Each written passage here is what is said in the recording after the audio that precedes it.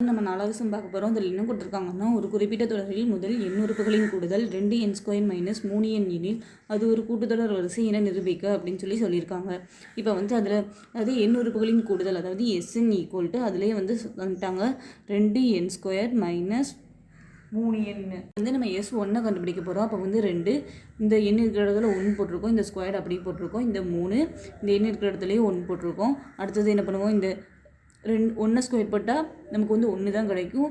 1ஆல் 2 பெருக்கினாலும் 2 minus 3 1 பெருக்கினாலும் நமக்கு வந்து 3 தான் கிடைக்கும். அப்போ வந்து 2லேருந்து -3 இதை கழிச்சா நமக்கு வந்து -1 கிடைக்குமா. இந்த ஃபார்முலா எதுக்கானதுன்னா முதல் எண் உறுப்புகளின் கூடுதல், அதுதான் இதோட ஃபார்முலா. இப்போ வந்து நம்ம S1 அப்படின்னு சொல்லியிருக்கோன்னா நமக்கு வந்து ஒரு உறுப்புகளின் கூடுதல் அப்படின்னு அர்த்தம். இதே S2னா முதல் 2 உறுப்புகளின் கூடுதல்னு அர்த்தம். அப்போ வந்து இப்போ முதல் 2 உறுப்புகளின் கூடுதல் நம்ம இப்போ வந்து கண்டுபிடிக்க போகிறோம். அப்போ வந்து இந்த 2 அப்படியே போட்டாச்சு. இந்த எண் இருக்கிற இடத்துல வந்து இந்த 2 போட்டிருக்கோம், ஸ்கொயர்டு -3 இந்த எண் இருக்கிற இடத்துலையும் நம்ம வந்து 2 போட்டிருக்கோம். அப்போ வந்து 2 இன்ட்டு 2 ஸ்கொயர் பண்ணால் நமக்கு 4 கிடைக்கும், மைனஸ் 2 6ன்னு கிடைக்கும். அப்போ வந்து 2ஐயும் 4ஐயும் பெருக்கினா வந்து 4 2 8 -6. அப்போ வந்து 8லேருந்து 6 கழிச்சா நமக்கு வந்து பேலன்ஸ் 2 கிடைக்கும். இப்போ வந்து S2 கண்டுபிடிச்சிருக்கோம். அப்போ வந்து முதல் 2 உறுப்புகளின் கூடுதல் கண்டுபிடிச்சிருக்கோம்.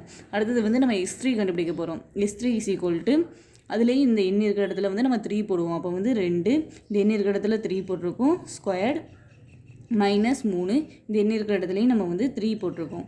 அப்போ வந்து 2 இந்த 3 ஸ்கொயர் போட்டால் நமக்கு வந்து 9 கிடைக்குமா, மைனஸ் 3 9.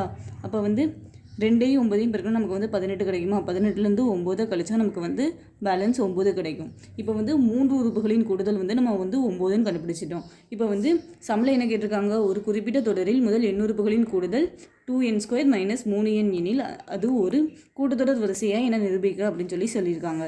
இப்போ வந்து இது கூட்டுத்தொடர் வரிசையாக நிரூபிக்கும். அதுக்கு ஃபஸ்ட்டு வந்து நம்ம அந்த கூட்டுத்தொடரை கண்டுபிடிக்கணும். இப்போ வந்து S1 அப்படின்னா வந்து முதல் ஒரு உறுப்புகளின் கூடுதல். அப்போ வந்து இதுதான் வந்து கூட்டுத்தொடர் வரிசையோட முதல் உறுப்பு, அதாவது T1 = -1.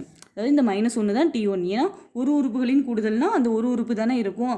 அதனால் நம்ம வந்து முதல் உறுப்பு வந்து -1ன்னு கண்டுபிடிச்சிட்டோம். அடுத்தது வந்து ரெண்டாவது உறுப்பு வந்து S2 அப்படின்னா வந்து 2 உறுப்புகளின் கூடுதல்னு அர்த்தம். அதாவது T1ம் T2வும் சேர்ந்தா தானே S2, அதாவது 2 உறுப்புகளின் கூடுதல். கூட்டுத்தொடரோட முதல் உறுப்பை நம்ம வந்து T1ன்னு சொல்லுவோம், ப்ளஸ் ரெண்டாவது உறுப்பை வந்து T2ன்னு சொல்லுவோம். இது ரெண்டையும் சேர்த்ததுனா நமக்கு வந்து S2 கிடைக்கும். அப்போ வந்து இப்போ உனக்கு கூட்டுத்தொடரின் ரெண்டாவது உறுப்பு தேவை, அதாவது T2 தேவை.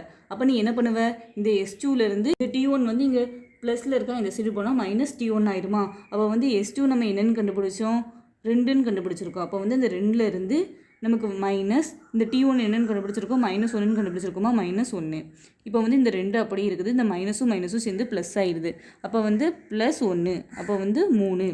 அப்போ வந்து மொதல் உறுப்பு வந்து -1ன்னு கண்டுபிடிச்சோம், ரெண்டாவது உறுப்பு வந்து 3ன்னு கண்டுபிடிச்சிட்டோம்.